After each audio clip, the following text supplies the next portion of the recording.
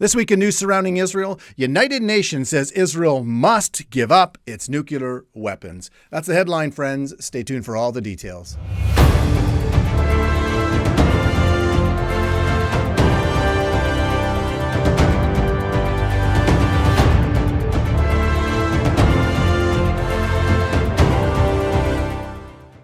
Well, shalom, everyone. Welcome once again to this week's newscast. I'm Robert Gottslig, your host. And once again, the United Nations General Assembly backed another resolution against Israel, this time urging them to give up their nuclear weapons. Well, friends, the United Nations is very busy these days concerning themselves with Israel, and it seems they just can't help themselves in ganging up on the Jewish state. Because as I reported last week, the UN on November 30th passed a resolution to mark the founding of the modern state of Israel on May 14th, 1948, and they marked it as a catastrophe, embracing in the Nakba, a day to remember this huge catastrophe of the founding of the modern state of Israel. As I said last week, really the only catastrophe is the founding of the United Nations, as they spend more time in passing resolutions against Israel than on any other country on planet Earth, friends. And now, only a week later, in a vote of 149-6, they backed another resolution telling Israel this time that they must give up their nuclear weapons. Well, of course, Israel has never openly admitted that they actually have nuclear weapons, but it is generally assumed that they do. And now the UN wants them to hand them over and to give them up, and then to take all of its nuclear facilities and place them under the comprehensive international atomic energy safeguards. Well, friends, you know what? Maybe the UN should spend more time condemning Iran, who openly admits that they want to wipe Israel off the face of the map and is hell-bent on racing towards developing nukes that they can achieve their demonic goals. Yes, maybe the UN should spend more time condemning Iran, because never has Israel threatened to wipe another country off the face of the map and then boast that they're going to do it and then acquire weapons of mass destruction. Friends, no, instead, Israel offers true and genuine peace to all of its neighbors if they want it. You don't believe me? Well, just take a look at the land for peace deals that Israel has given into over the years. Even the very beginning early partition plans in 1937, and then the UN partition plan in 1947, which Israel suffered a huge loss of land that was promised to them in the 1917 Balfour Declaration, in which I've said many times already on this newscast, it became international law in San Remo in 1920. And yet the Jewish people, what did they do? They accepted those partitions in 37 and 47 because they just want peace.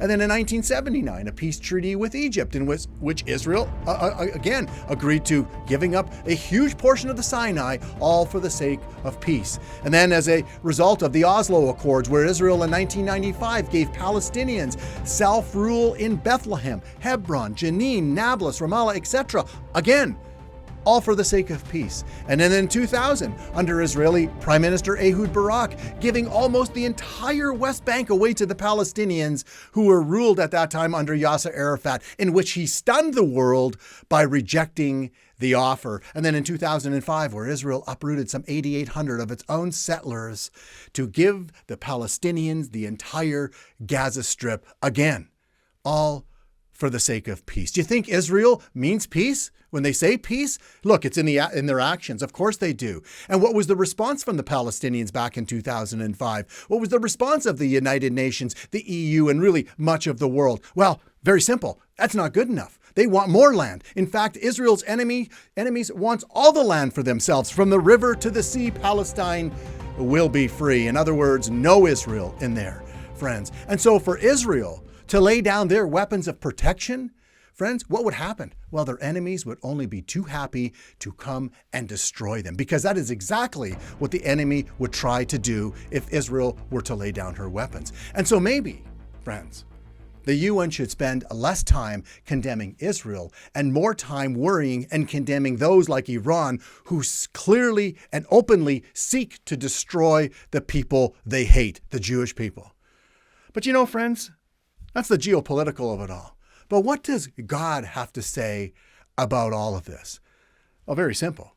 He's going to not allow this to happen forever and ever, is he? No, we read about a future time when God is going to enter into judgment with the nations one day that come against his chosen people. Let me read to you a few verses from Zechariah chapter 14. In verse 2, God says, I'm going to gather all the nations that are against Jerusalem to battle.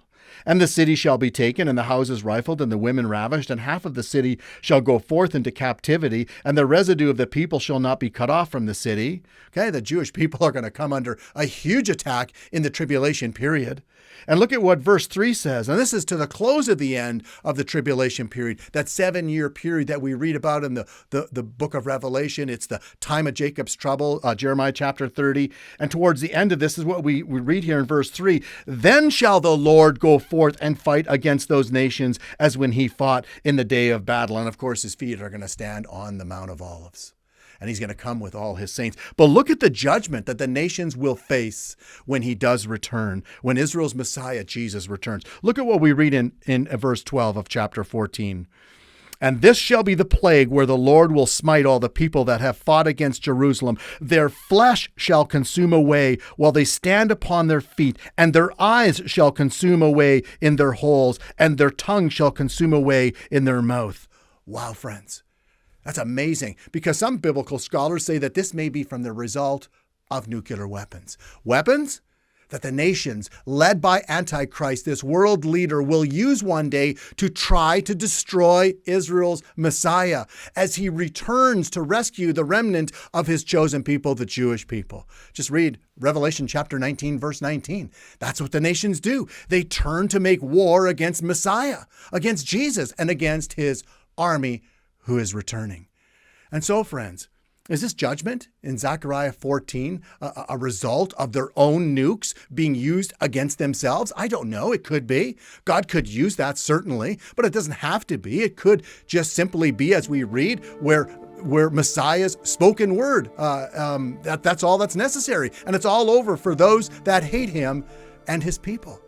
And so, friends, you know what? This is a warning, though, to those in the UN. This is a warning to those in the EU and the world who sit back and pass judgment on Israel while allowing those who are hell-bent on Israel's destruction to have giving them almost a free pass to develop their nukes with the intent to destroy God's chosen people. Watch out, world. Watch out, UN. Watch out, EU. Because, friends, those same weapons that you allow Israel's enemies to acquire, friends, what I just read here, beware, because they may be used on you one day.